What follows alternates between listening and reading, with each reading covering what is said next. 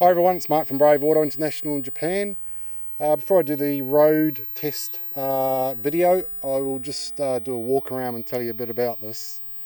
This is a 2004 registered but 2003 build Audi RS6.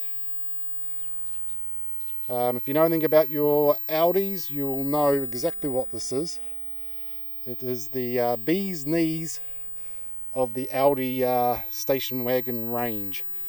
Okay, now these run a 4.2 bi-turbo V8 engine, and they're 450 horsepower out of the box.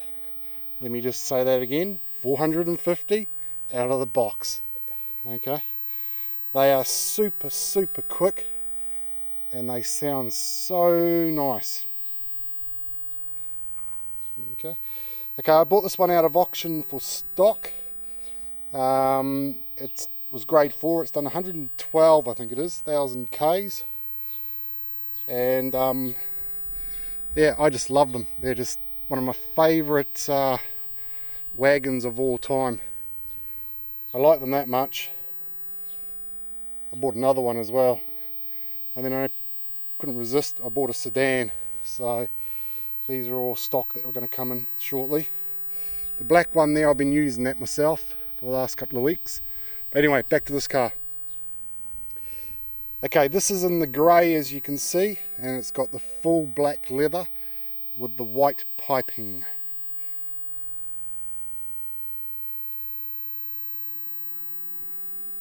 Okay. She's obviously got tinted windows.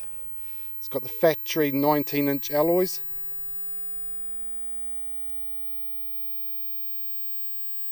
It's got Michelin tyres, which are in good nick. There's no cracks in them.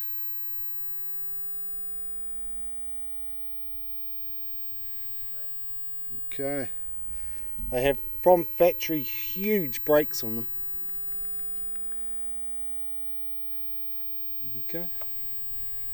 Parking sensors at the front.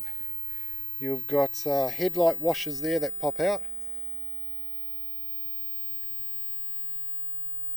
Okay, the headlights are nice and clear, no cracks or fading to them.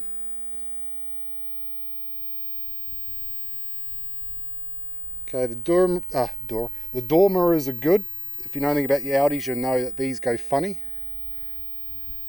Okay, and the same with the roof rails.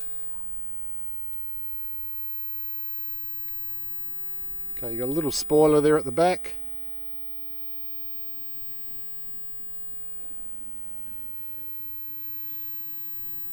Okay.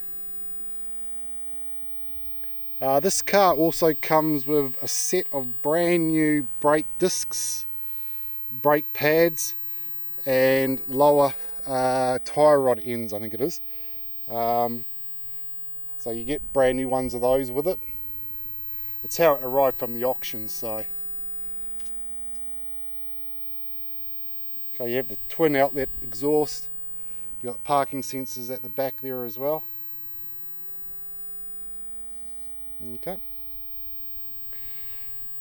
Okay, we'll have a look inside, and we'll start with the back first.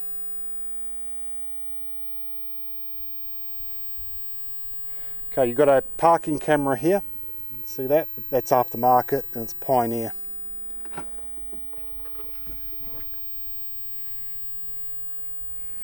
Okay, still got the factory delivery plastic on the scuff plate there, or the chrome scuff plate. Okay, you got the pull-out cover, and you've got the net that goes up somewhere here. Yeah. Okay, so that net goes up. You can remove that there and drop the seats down flat. Okay, you've got loads of tie down points. Okay, and there's some up there as well. Okay, you've got a 12 volt socket there. Behind here you have a CD player. And just if you want to mount any other audio stuff in there. Okay, and there's your Bose, part of your Bose sound system. Okay, underfloor storage, which I can get that to stay up there.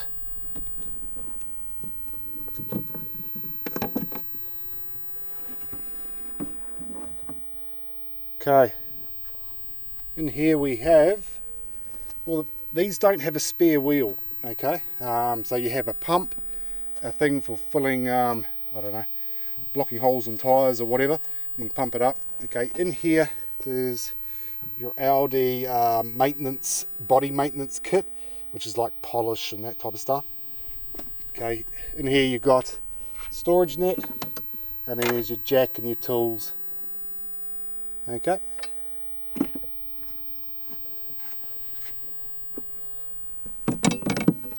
Put that back. Okay.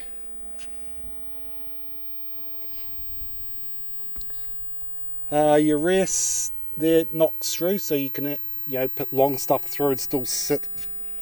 Seat for 2 people in the rear seats. Okay, you've got up here as well a net. A window net which goes to there. Okay, obviously you won't need it because it's got tinted windows, but anyway, if you decide you don't want the tint on the windows, you can always take it off and you've got a net. Okay, we'll have a look in the back.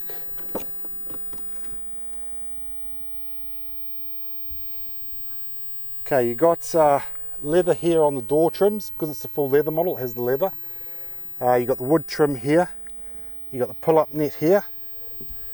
Okay, you just got a little bit of wear here on this trim here.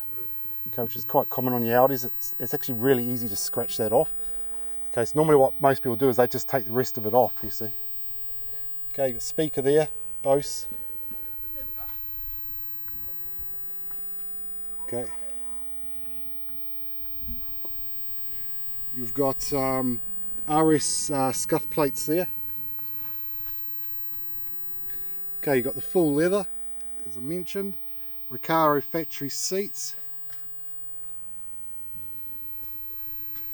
Okay, you've got it's like black and white piping.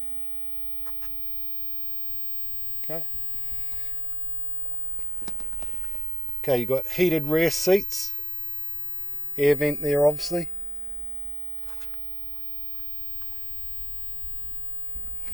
Okay, one thing I'll point out while I'm in here, you've got like suede style trim on the roof, but this section at the back here is a little bit saggy, okay? So it's only the front section is okay, it's just the rear section. So it's actually not that hard to remove the roof trim and stick it back up again, okay? Okay, you've got airbag on the side here. And there's pillar airbags as well, so there's quite a few airbags in this thing.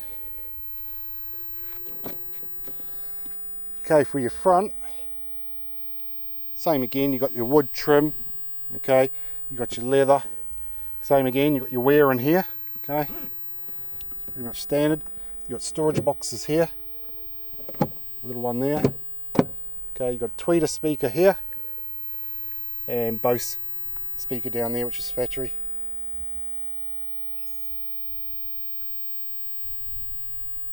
Okay, once again you've got the factory Recaro seats with the white piping, full leather. They're electric and heated. Okay, all works. I've been playing with them all. Okay, you've got an airbag there as well.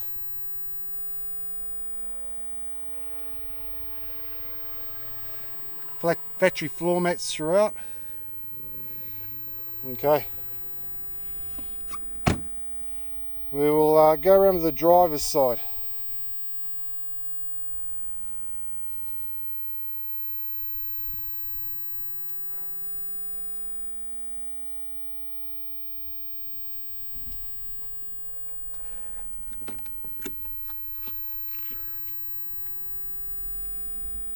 Okay. Basically the same as the other side, except on this one you have the window controls. Okay, and same again on this plastic trim. You've got the wear on here, same thing, you can remove that all you use is a bit of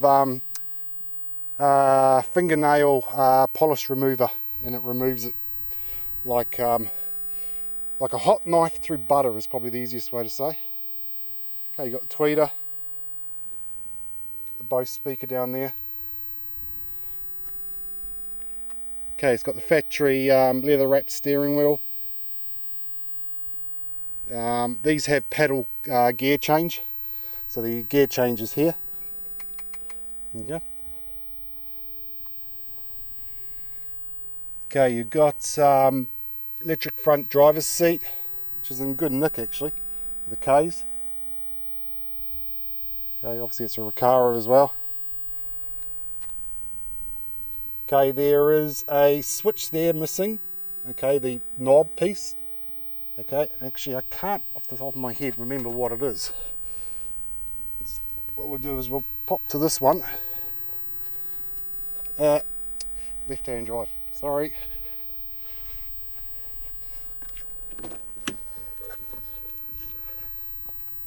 Okay, it's for opening the boot. Okay, so there's your boot one, and that's your when you're lifting the car up. Okay, so it's easy enough to buy another switch and put another switch in there. Okay,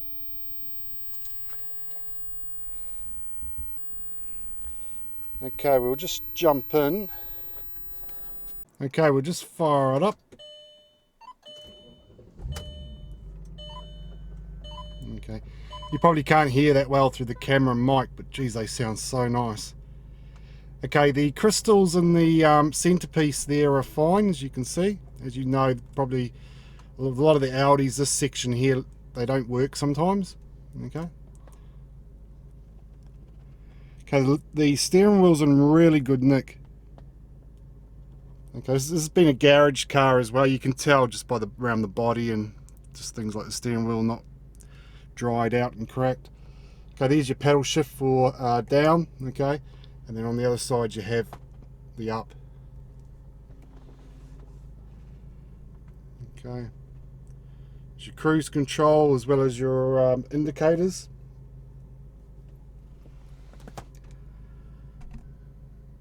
Okay, and your wipers there. Okay, top of the dash is all nice. Okay, this is just a blank, ESP off. Parking sensors on and off. Okay, you've just got a little bit of wear there. It's actually the same thing, it scratches off really easy. Okay, got a drinks holder here, which works if you know anything about the Audis. Sometimes they don't work. Okay, as that one does. Okay, you've got an aftermarket stereo here. Whatever it does, I don't know. I have no interest in it. Navi and I'll have a radio somewhere built into it. Now there you go. Okay, it's Bluetooth and other bits and pieces. It's probably touchscreen too, is it? Yeah, touchscreen. But anyway, okay. You've got heated front seats, left and right. You've got climate air, which all works, and it's you can adjust either side. Okay, I might just put that on low actually because it's quite warm today. Okay, you've got the leather gear knob. Okay, when you bring it down, you can bring it over. Oops. Bring it over and you can use it like a Triptronic. And it tells you on the dash here as well. See down the bottom there? Okay. The good thing with these as well, when they're in D, when you're driving along in D, you can just pull the pedal and it will automatically switch over to like manual control by the pedals, and then if you don't touch the pedal again for I don't know whatever 10-15 seconds, it'll automatically go back to D. So I find it really handy along the motorway for dropping down a gear. Okay, and then I don't have to worry about remembering to click to go up a gear because it would automatically go up when it moves back into D anyway. It's hard to explain. You need to drive one and then you'll understand exactly what I'm talking about. When you bring it down into sports mode, the S down there, okay, it won't switch over to D. Okay, it just stays in the pedal control. Okay, you've got electric folding mirrors there. You've got a drink holder here.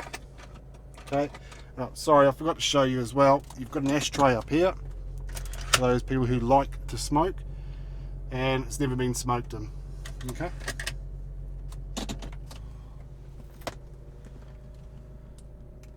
Okay, here you've got a storage box. Top here, it's an armrest, folds away, and you've got a bit of a storage stuff down here as well. Okay, you got electric sunroof, which goes back as well as tilt. Show you it going back. Okay, and we'll come forward, and we will now tilt. Okay. Okay, you've also got, well, up there, if you can see that, you've got an airbag there as well. Okay. Okay, jump out and have a look in the engine bay. Let's pull that bonnet.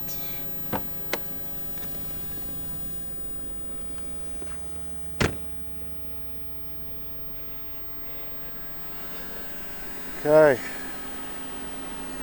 pull that little lever there. And up she goes. Okay, I've got the aircon running as well, so the extra fan in the front there is running, so what I'll do is I'll just switch it off so it's a bit quieter.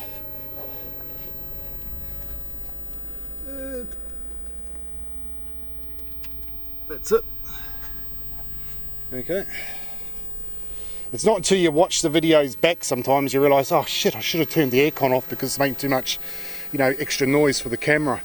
Okay, anyway. Nice and clean under here, as you'd expect. It's got the carbon fibre covers for the engine.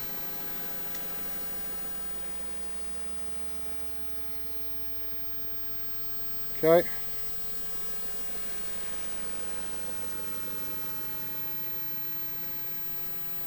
Really nice and clean. It's just been washed in here as well, so you'll see a bit of stuff coming off the exhaust from where it's been washed.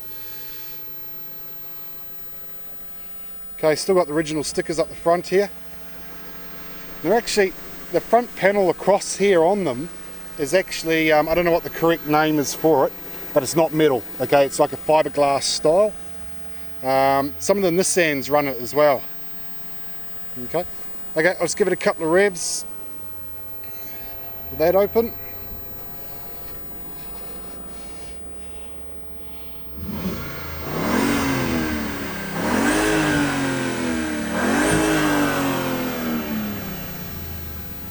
Nice. Okay, what I'll do is drop it down and then we'll have a quick look around it.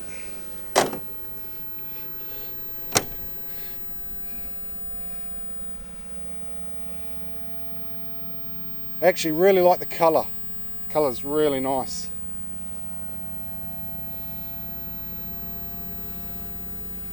It's just idling away there. You probably can't hear it that well, but it's has this like rumble to it. There you go.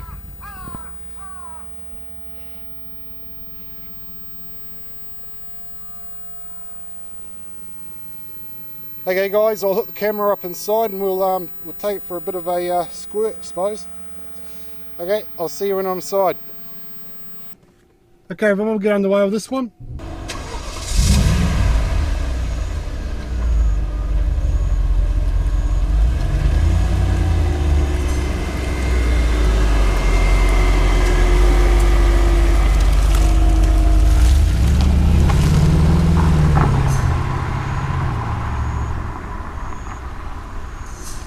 Okay, during the road test what I'm doing is just making sure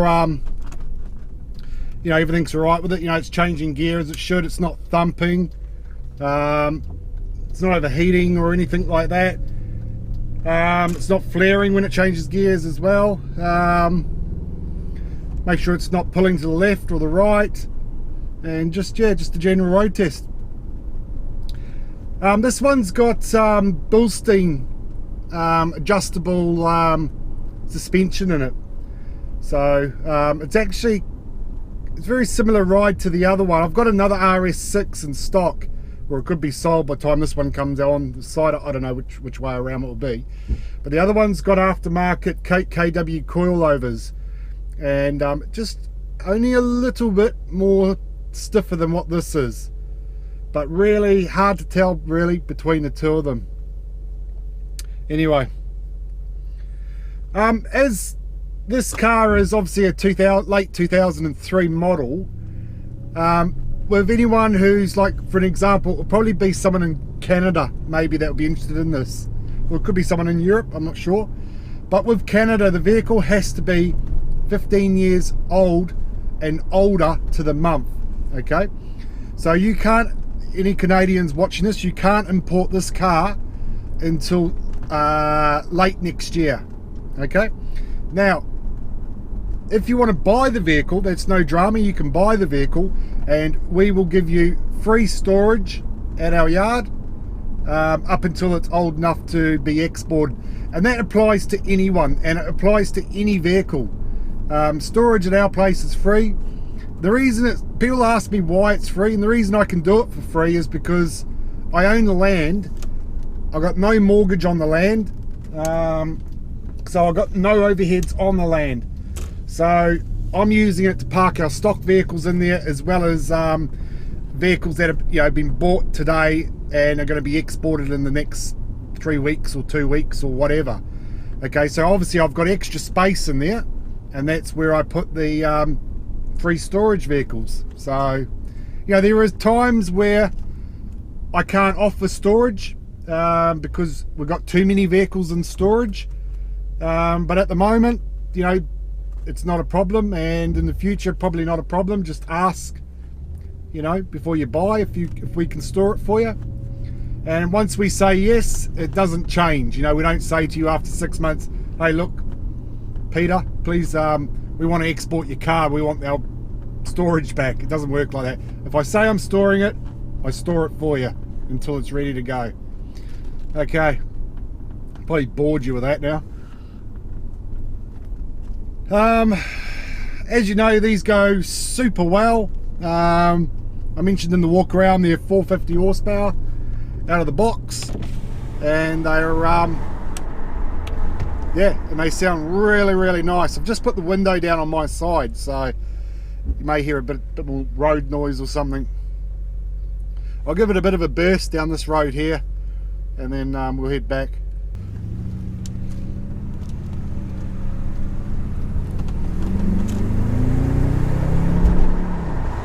I'll give it on the way back. I think too many cars around. You may be asking yourself, why would you buy one now and store it for a year and a bit or whatever?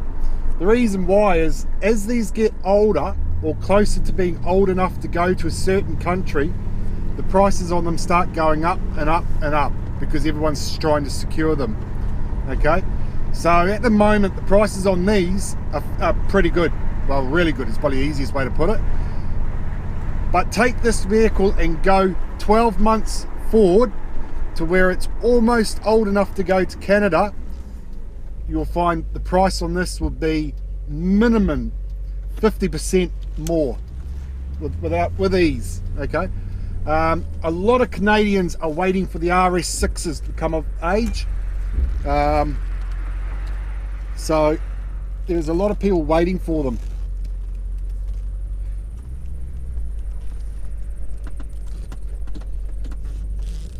A bit of a burst now.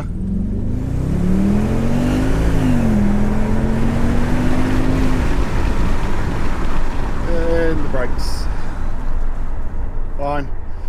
Okay, so yeah, so that's why people are buying them, or we're buying them and storing them now, because they will become, more expensive.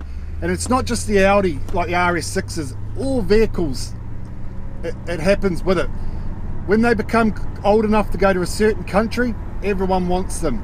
And when they're the rarer vehicles, sort of like this, like RS6s don't grow on trees, they're not thousands and thousands of them here.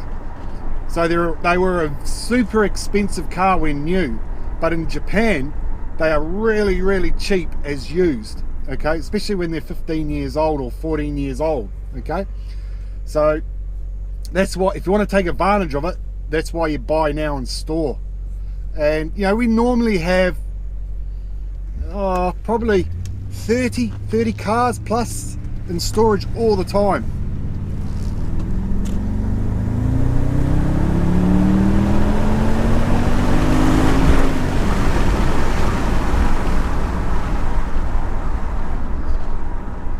You really need a highway for these, eh? They've got that much power. We've got a learner driver in front of us. We're probably scared to death coming up behind them. It's alright, they've scared me being behind them. Okay, anyway, coming back up to the office.